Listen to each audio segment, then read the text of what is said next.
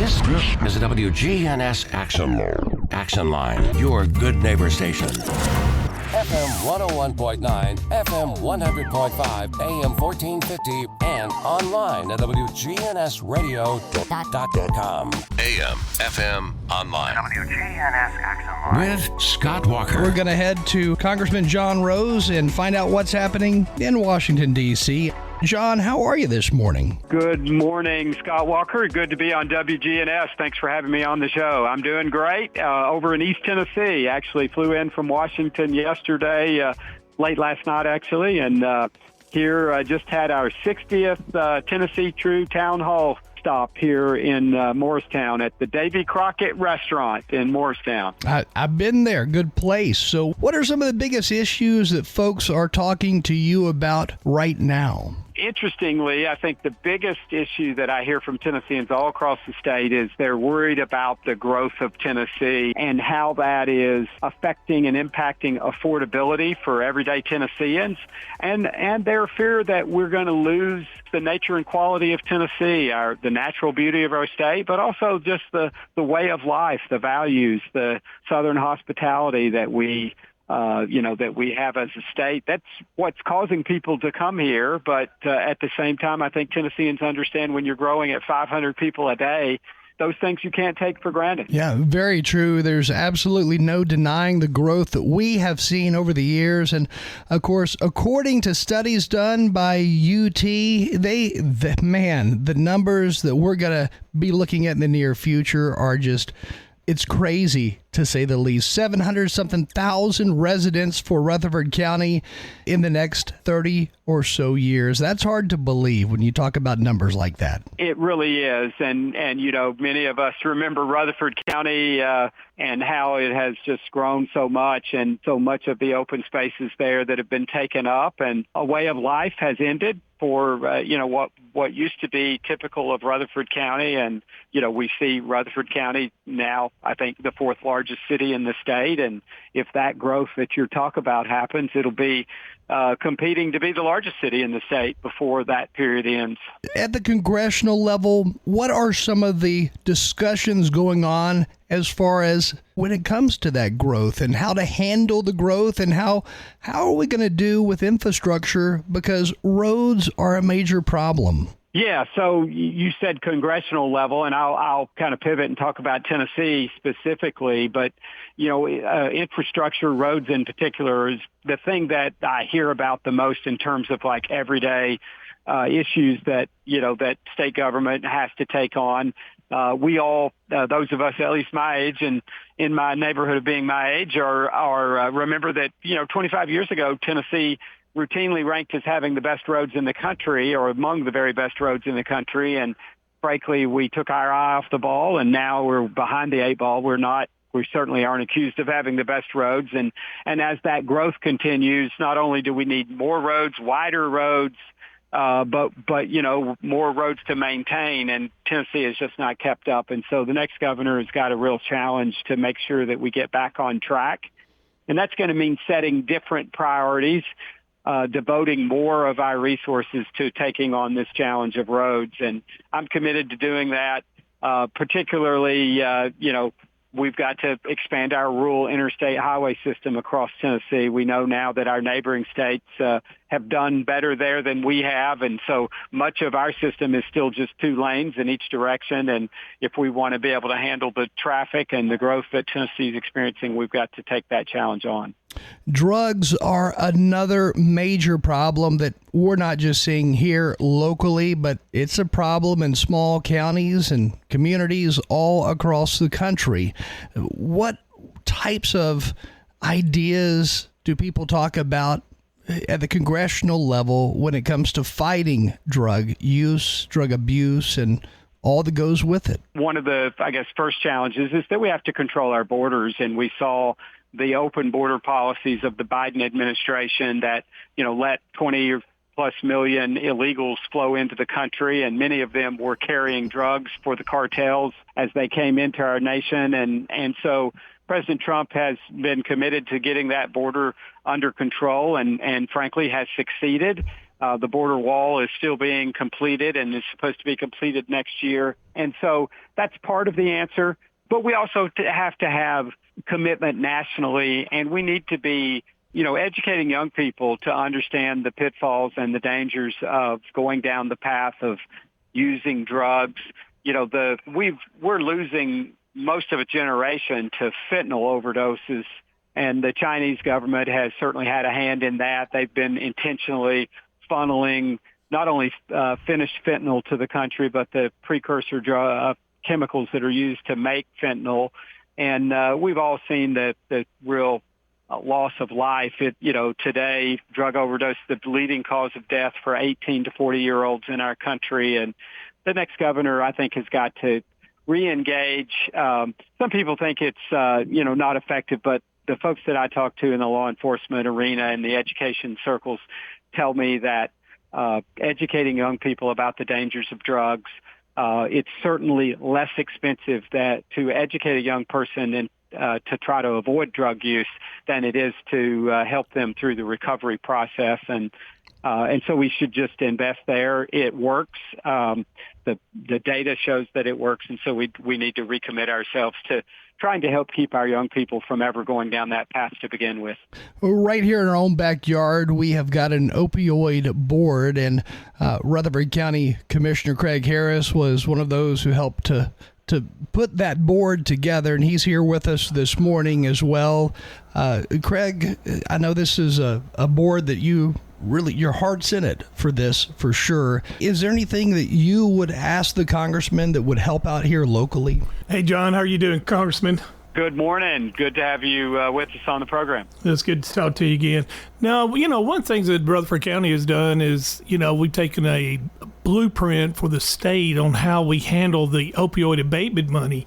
He is correct on education. And, when I started this, 6-7 years ago, the school board let us, have an education program. I think it was about 340 people. But now we're going to be teaching it to over 40,000 kids in our school.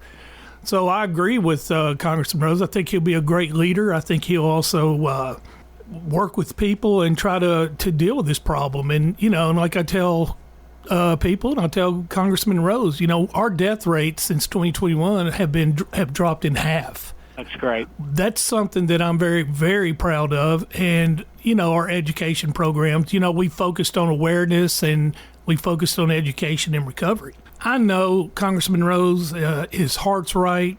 I think he's going to be a great leader. And he's not the establishment. And I think he listens to people, and I 100% support him. I don't know if that's worth anything, Congressman, but I support him 100%. Every vote counts. Every vote counts, and your influence and support. And for all your listeners, I do hope that I can earn your vote. I do ask for your vote, and I hope you'll go to johnrose.com and give us a chance to earn your vote, learn more about me, listen to where I am on the issues, and give us a chance to answer any concerns you have. And by the way, I don't mean to jump ahead here, but this Saturday at 10 a.m. on the square in Murfreesboro, we're going to be there for, I think it's going to be our very first Tennessee True tailgate tour stop. And so we hope you'll come out and join us. Our ads feature me slamming the tailgate on my truck, and so we hope you'll come out and join us for our first tailgate stop that's going to be in Murfreesboro. And have a lot of ties there through my wife's family, and looking forward to being in Rutherford County in Murfreesboro on the square, 10 a.m. this Saturday. Congressman Rose, we appreciate you joining us this morning. Keep us up to date on everything happening, and if anything comes to light on new ideas on how to fight some of this problem with the drug epidemic, definitely share them with us. Absolutely, and appreciate the opportunity to be on the program this morning, and happy to take more time, but I know you've got other things you need to cover. Well, we appreciate you joining us today. Thank you, Scott. Thanks for having me on WGNS. WGNS is powered by Middle Tennessee Electric. Thanks to Sharing Change, MTE members are making a difference just by rounding up their monthly bills to support local nonprofits. See how it works at sharingchange.org. We're broadcasting from the Middle Tennessee Electric Studios. Visit MTE.com. Middle Tennessee Electric, serving to make life better since 1936. This is the WGNS Action Line. Talking with Rutherford County newsmakers since 1947. This is the WGNS Action Line. Now, your host, Scott Walker. Rutherford County Commissioner Craig Harris is now in studio with us. And Craig, how are you this morning? Scott, good to see you. It seems like last time we talked, we were talking about the growth of the jail population and how there's going to be a new jail at some point fairly soon. When I say soon, I mean over the next 5 to 10 years or so, but it has to be built sooner than 10 years, but probably at least 5 years away. Well, I mean, we got to have a plan within the next 5 years. I think that clown mayor goes around scaring everybody and telling them, that we got to have it built in 5 years, and that's not true. But we got to have a jail, and that's going to be a real big issue for the new sheriff coming in and the new commission. We have to build it, but we also have to build schools. It's going to be a tremendous amount of debt put on the county. What we're talking about here, first of all, we're going to see changes in office at the same time that a plan has to be devised on the exact funding process to fund a new jail. I mean, there's just a lot happening in our county right this minute, and it's happening at the beginning of elections. I mean, this is all coming is like a perfect storm to try to figure out how to do all of this all at once. Yeah, I mean, you're going to have a lot of new commissioners. You're going to have a new mayor. You're going to have a new sheriff. I think a lot of those will be on the job training, which is risky for a county this size. But I have faith in our new mayor. I really want him to succeed, as well as the sheriff and the commissioners. And, we still have some really good senior commissioners on there that will help them. They'll have to step up. They're going to have to be vocal and show their leadership and help these new commissioners and help this new mayor. Because you ran for county mayor, that meant that you had to, I guess, make a decision before that race. Do you want to be a county commissioner anymore? No, I think I was a county commissioner and one of the leaders for 8 years, and we have done some great things. And I'm going to go away knowing that I made Rutherford County a better place than when it was when I came here. And that's exactly what I wanted to do. And that campaign took a lot out of me, Scott. I mean, it's, we devoted 1 year to it and put myself and my family, out front, being attacked by mayor and his minions, and that built up over years. It was really tough. And I've always said, you can't call yourself a fighter if you don't get in the ring. So I took my chance, and I thought we ran a really good campaign. I think I had really good leadership and a good team, and we got 30% of the vote. I think February or April, we were polling around 14. So we made a huge jump. But I didn't see Mayor McFarland and Joe Carr, they tried to tie me into the landfill. Me and you talked about that so many times, and I think that affected it. And then I never thought in a million years 18% of our vote would be Democrat. I mean, that just blew my mind. Where do you stand today on solutions for the landfill issues? I mean, what happens next with that? What was the last big discussion that you had regarding the landfill? One of the misconceptions some of these candidates run, especially this guy in my district, close the landfill down, and that's just not true. We don't have the power to do that. I mean, unless they do something extremely negligent, and they control the flow of that trash. Here's the way I've always looked at it on the expansion. For them to close that landfill, it's going to cost probably $20 to $40 million, and they're going to have to find dirt to cover it. And I think they're going to find a way to keep it open so they don't have to do that massive bill. So I think they cut the flow in half, and I just hope that whoever is in power is prepared to let the taxpayers know it's going to be a cost. You can't have something free and then don't have it free anymore and it not cost you money. For county commissioners today, for the seat of county mayor today, everybody was kind of stuck with walking in on the landfill problems because this was done way before you were ever even thinking about the idea of running for a county commissioner. I mean, this was done years ago. Yeah, in 20 in 2018 when I ran, I believe, and I'm pretty sure of this, that the landfill had 4 to 6 years of life. That's what we were all under the impression of. 2022, 4 to 6 years of life. Yeah. 2026, 4 to 6 years of life. I mean, they have been saying the same thing over and over, and it just continues. I think, they'll probably be open, there'll probably be an issue for the next campaign cycle. And those years of life left, I mean, those were statistics that were put together originally by the folks with the landfill. That was their whole battle, saying this is why we want to expand. This is why, if it's not going out horizontally, it's going out vertically. I mean, that was part of their push. Yeah, I mean, this vertical concerns me because that is a possibility. And I think that would add anywhere, between 10 or 12 years. That's a possibility, and I think they're going to try to pursue that. But it's like, I think in Mayor Carr's second year, he gets up in front of everybody and says, the landfill's going to close in 2 years. And I'm like, you don't have the ability or the intellect to say something like that, but he did say it, and then we rushed to build this transfer station, which, I've always said was a mistake.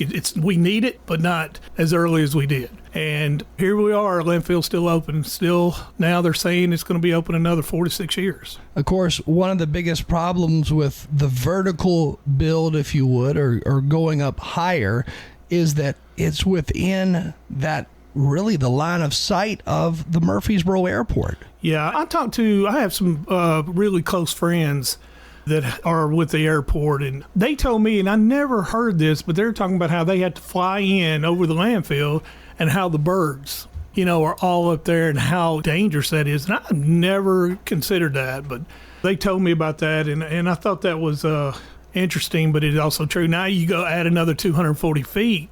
I mean, that's going to be some concerns. It becomes a lot more dangerous once you start factoring that in, and that warmth of the hot air that comes from the landfill that's going upwards. That's what the birds are circling, and they obviously are in search of food, and that does become, it plays a huge role in what to do next. And that is a big question. What do you do next? Oh, man. I mean, this has been a question for 30 years, and I'd like to see it close. I'd like to see us, move on from this, but I just don't see that in sight for the next 4 or 5 years. It's a little scary. I mean, it truly is a little worrisome to try to figure out what to do with our trash. I guess 20 years ago, I did not imagine we'd be sitting here talking about trash, but it is a big problem. Yeah, and think about this, the war in Iran, and how it's increasing our gas prices, like they're going to go up 15 cents. Yeah. And when you have to ship your trash out, you have to take consideration things like this, because it will increase the shipping on that, because they're going to put a fuel surcharge and just stuff like that. You never had to worry about that, but now you're going to have to start worrying about things like that. You are. And so where would we be shipping our trash? If we did not have that landfill, if it closed today, where or how far away would we have to send the trash that's created here in Rutherford County?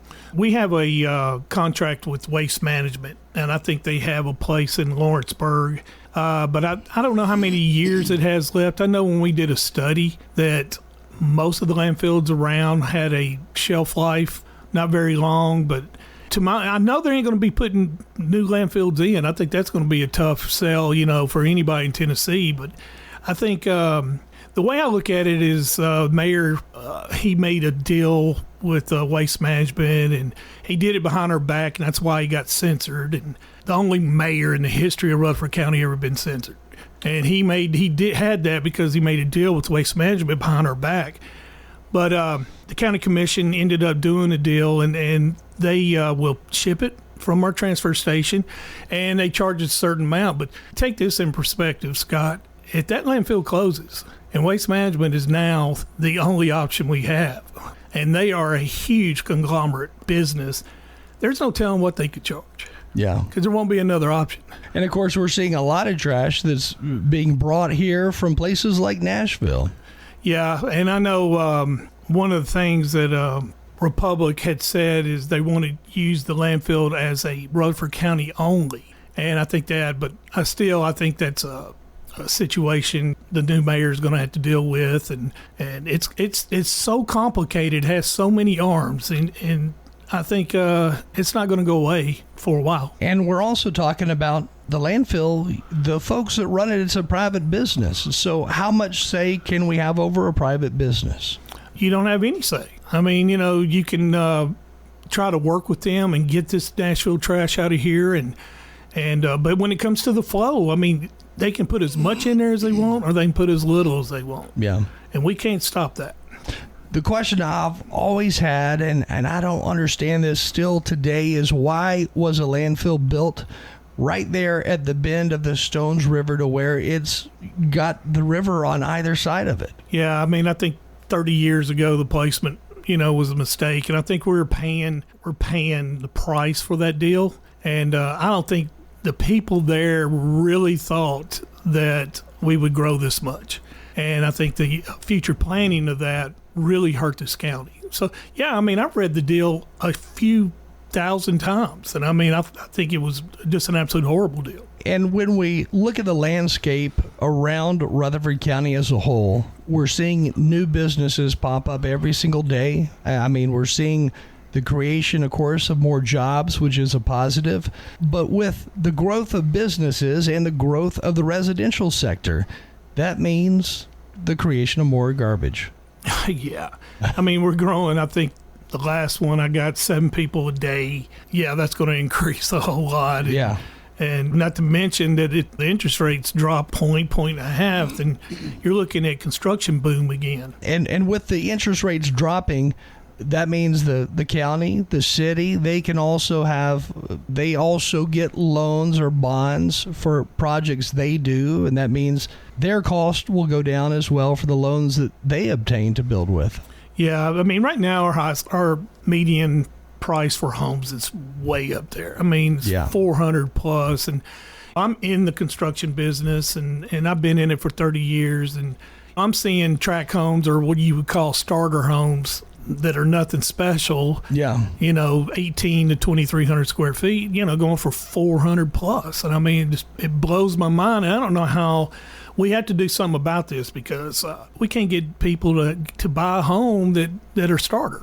And starter homes today, unfortunately, it's not like years past where a starter home sits on a half-acre lot or anything remotely close to that. Instead, starter homes today really are in the form of townhomes, condominiums, things like that. Apartments. Yeah, apartments is another avenue, I guess. But if you want to truly be a homeowner, really, for somebody, if they're a first-time home buyer, to afford it, is that condominium or townhome route.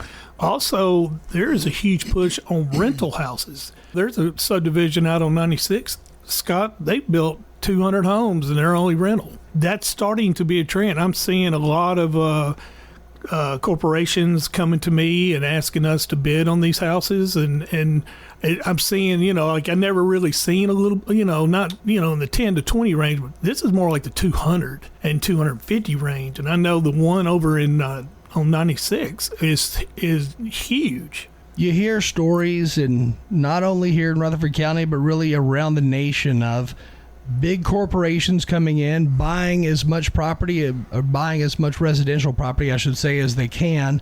And then it turns into, like what you're describing, a neighborhood of rentals. Yeah, I mean, that's the new trend, and that's something. Well, our planning commission, there's going to be some big changes on the planning commission. I mean, you have Jeff Phillips, who's chairman of the commission, who was chairman of the planning commission, and a great leader. He's going to be leaving, and Pettis Reed, who is the chairman right now, is going to be leaving. That planning commission is going to take a huge loss of leadership, and that's when they're going to have to step up during this and make the changes that we got to make, help us be a better county.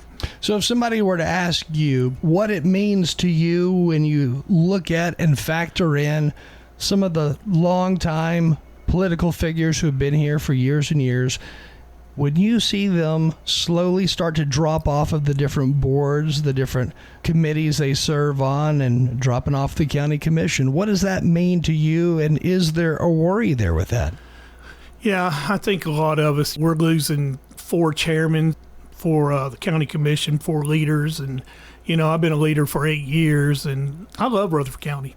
I loved serving Rutherford County. And there's some things that we've done since I've been a commissioner with our schools, with revenues coming in, with some of the policies that we changed. I mean, I'm very proud of my tenure, and I think Pettis and the ones that are coming off, I think it's a big loss. And I think Pettis is so big in public safety, and Jeff, just his leadership overall. I mean, I'm a big Jeff Phillips and Robert P. and Pettis Reed fan, and they have helped me, and I talk to them, and especially Rob P. and Trey Gooch. I'm a big Trey Gooch fan, but Trey and Robert's got to step up and help these new commissioners because there's some huge decisions that have to be made, and I'm proud of that. Now, I'm also, that's what I'll miss. I'll miss that. I miss, having those meetings. But what I will not miss is having to deal with Joe Carr. I mean, I think Joe Carr is the worst mayor we've ever had. And when I say confrontational, I heard your radio station the other day where he blamed me, saying I came after him from the start. And I just thought about that. And I was really hoping that he would fade away and I'd fade away. But, he did something that I am absolutely amazed by. I had gotten a call from Dr. Lloyd, who is chairman of the state opioid board. He oversees all the funds that go to Tennessee. And he called me and said, hey, man, there is a great opportunity for a grant to help you with homelessness, mental illness, and addiction. And he said, Rutherford County is considered one of the ones to get this grant, but it would really go a long ways if you would be the director. And I ain't looking for a job, Scott. I got a job. And since I've served, and I was like, yes, I will do that. He's saying, you're doing it now. We just want to do a little bit more. And I think you're talking about $12 million over 4 years. That is a huge grant, and it's a federal grant. This is money that Rutherford County itself would be able to utilize to fight the war on drugs? Yes, and then not only that, but also in recovery and mental illness and help homelessness. And, and this thing was, it's a huge help to us. And,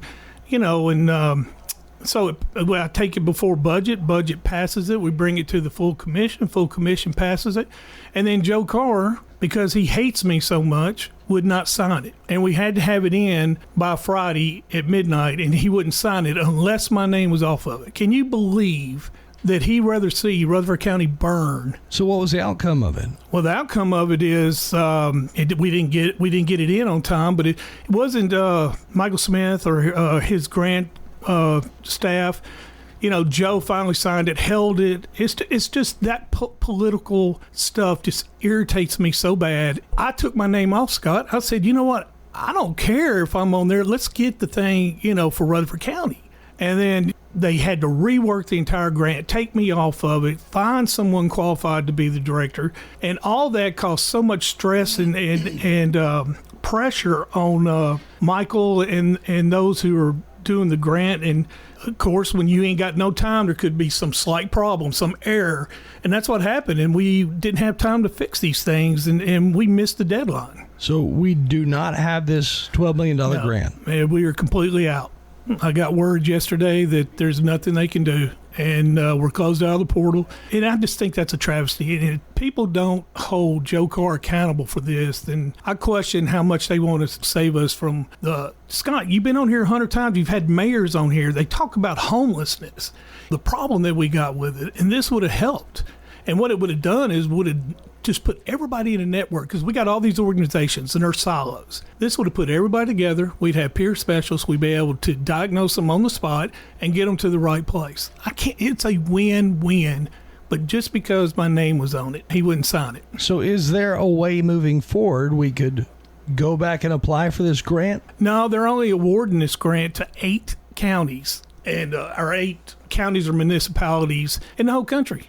And I think 32 people applied. And I mean, look at the odds right there. And then 2 of the people that are on the selection committee are from Tennessee. And I just think it was a tremendous opportunity for Rutherford County and for politics to step in and to do this. I despise Joe Carr. I think he's the worst person that I've ever met. And for him to do this over politics, I mean, Rutherford County should really hold him responsible for what he did. But how can you hold somebody responsible when they're no longer going to be in office? Well, I mean, one way is to talk with Marsha Blackburn and her friends. I mean, Joe's going around bragging that he's going to get a job at Marsha Blackburn's administration, and maybe people need to tell Marsha that if you want to put somebody on the payroll that's hurting a county that you desperately need, that's one way. That to me is who needs leadership when you don't even care about your own county? So what is that next step that needs to be taken as far as this fighting the problems that go along with opioid abuse? Well, we still have the opioid abatement. We still got money coming in from there. So that's going to change. There's going to be 3 people coming off of that. And I think we're going to continue to help fund these organizations, Scott. We're going to continue to hold them accountable so that they are successful and efficient. And we want to make sure that we are constantly battling this. I mean, I am so proud of the community, and I'm so proud of the opioid board and my team. And you heard me tell Congressman Rose, our death rates are down, almost 50% from 21. Our emergency rooms are down. Our addictions are down. Our police are, it's just so much we've done, and I'm so proud of that.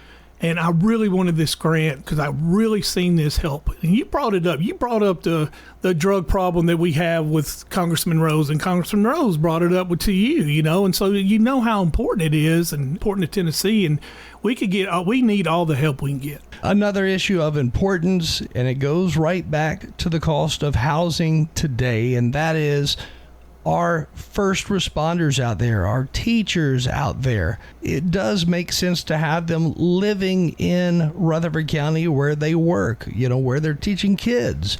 But how can they afford to live here with the cost of housing rising so rapidly? Yeah, I think, I don't know what the percentage is for the sheriff's department. I know that the teachers who work here and live here, I think it was like 30%. That's unbelievable. So a lot of them don't live here but can't afford it, Scott. I mean, you're making, I think they're making like somewhere around $50,000. I think they had to make at least that. I don't know how much they make more than that, but that's pretty tough to own a house at $50,000 salary, $400,000 house. Yeah. And this is not just a problem here in Murfreesboro, Smyrna, Laverne. This is a problem we're seeing in other communities too. You pick the fast-growing communities out there, any of them, and you're going to see the same thing where a lot of the first responders, they live 1 to 2 to even 3 counties away, and they drive in to work. If it's a fireman, let's say a 48-hour shift, and then they drive back home wherever that may be. But we're also seeing teachers sometimes drive in over an hour away to work their job and then turn around and head back to wherever it is they live because the houses are more affordable there.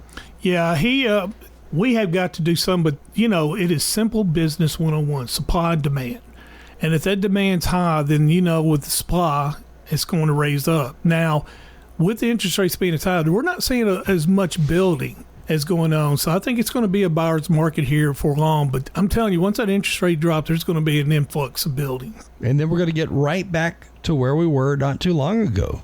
Yeah. I mean, I think it's going to be an influx. And that's one of the things that concerns me. But the county's got to work with home builders and the realtors, and have a relationship so that we can tell them our concerns and also get the home builders to help us with infrastructure. And I think they will. I mean, home builders have a good organization, and I believe in the home builders, and I think they'll work with the county. Is it going to take a situation where counties, where cities across the state in these fast-growing areas, are they going to have to start buying property and then turning around and selling it at a lower cost to builders? I mean, what is it going to take? We talk about farmland, and that land to some of these farmers and some of these people, that's their 401k. Let's just take this jail, for instance. They offered $23 million for a 52-acre land.